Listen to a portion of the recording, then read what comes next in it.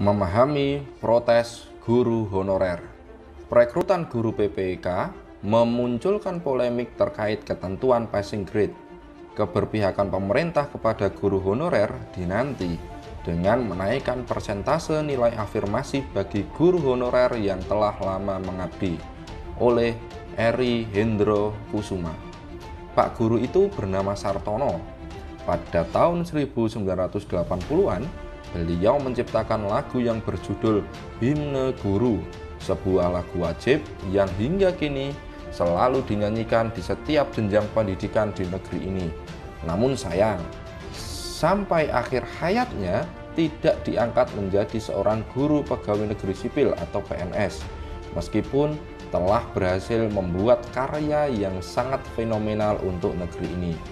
Dari kisah Pak Guru Sartono tersebut, sesungguhnya dapat menjadi bahan refleksi kita dalam menghargai keberadaan guru-guru honorer di Indonesia.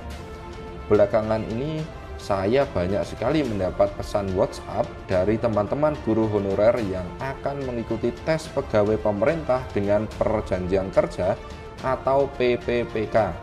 Mereka rata-rata meminta doa agar dapat lolos passing grade yang ditetapkan pemerintah.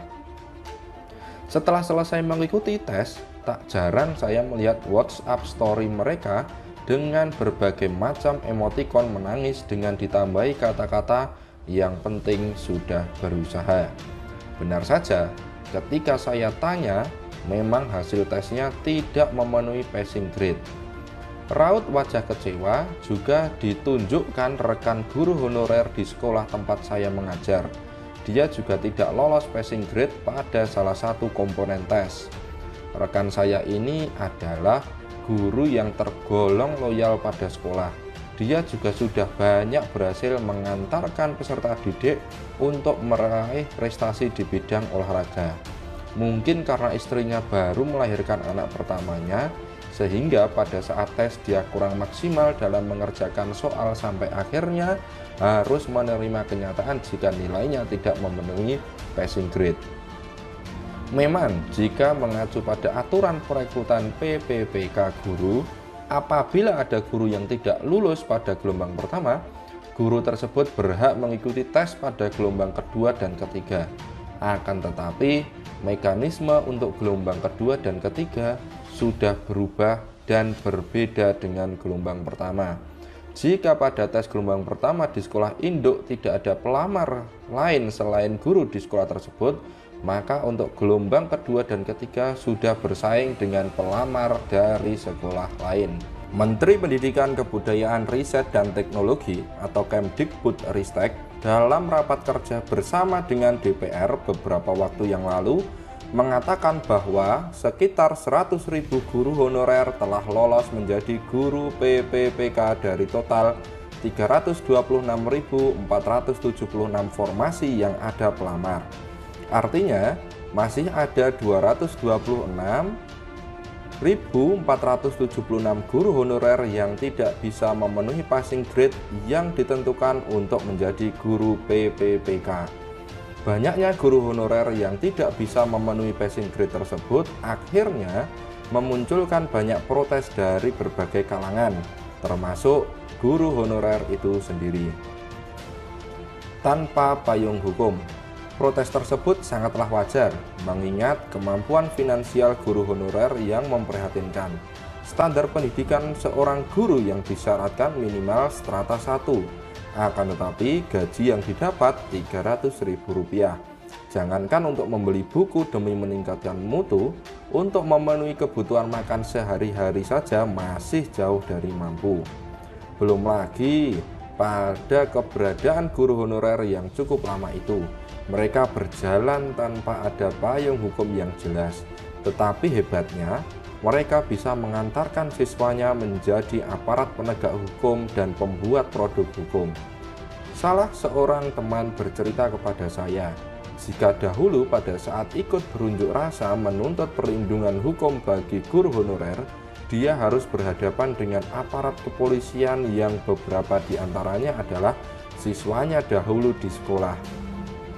Teman yang lain punya pengalaman berbeda. saat mengikuti tes calon pegawai negeri sipil atau CPNS harus bersaing dengan siswanya sendiri. Siswa tersebut menghampiri dan salim sambil bertanya, "Bapak yang jaga di ruangan tes ini?" Tentu teman saya tersebut sudah pasti bingung menjawab pertanyaan itu. Saya juga mengalami hal yang sama ketika mengikuti tes harus berkompetisi dengan salah seorang siswa saya. Rasanya jelas campur aduk antara mundur atau mengalah, malu jika tidak lulus, dan lain sebagainya. Saya merasakan betul bagaimana kehidupan menjadi seorang guru honorer. Kerjanya sama, tetapi fasilitas yang diterima berbeda. Untuk mencapai kebutuhan sehari-hari, tentu tidak cukup dari gaji menjadi guru honorer. Akhirnya, saya juga harus nyambi jualan baju daster dan jualan nasi bungkus. Saya sebenarnya juga bingung, mengapa bisa bertahan hampir 10 tahun menjadi guru honorer. Mungkin apa karena terikat dengan kalimat tanpa tanda jasa? Atau ini adalah panggilan jiwa? Mengingat sebelum jadi guru, saya adalah seorang karyawan di perusahaan swasta yang gajinya pada saat itu boleh dibilang lebih dari cukup. Menanggapi polemik perekrutan guru PPPK saat ini, saya rasa memang perlu menaikkan persentase nilai afirmasi bagi guru honorer yang telah mengabdi sangat lama di sekolah. Akan tetapi saya kurang setuju jika pemberian afirmasi itu secara penuh 100%. Bagi saya, standarisasi kualitas guru itu sangat perlu, karena guru adalah ujung tombak kualitas pendidikan kita.